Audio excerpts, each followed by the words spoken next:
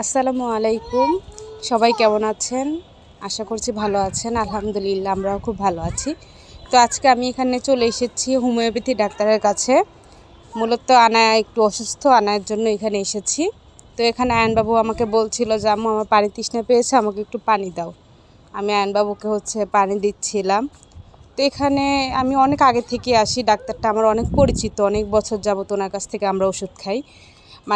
আমি অ্যালোপ্যাথি থেকে হোমিওপ্যাথি ওষুধটা বেশি খাই, বা বাচ্চাদেরকে আমি বেশি খাওয়াই।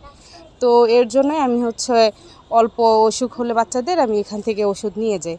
তো এখানে এসেছিলাম আয়নাকে নিয়ে, তো ওরা এখানে দুষ্টুমি করছিল। তো ওনার ওষুধগুলো খুবই ভালো, খুবই কাজ করে। তো বিশ্বস্ত একটা ডাক্তার বলতে পারেন।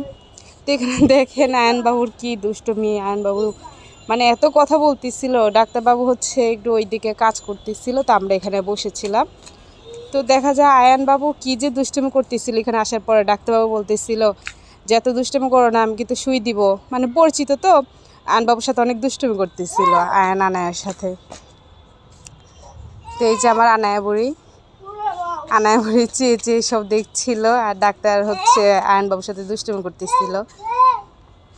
আয়নবাবু তো সেই দুষ্ট, কোথাও গেলে এত দুষ্টুমি করে। সো আজকের ভিডিওটি পর্যন্তই। আল্লাহ হাফেজ।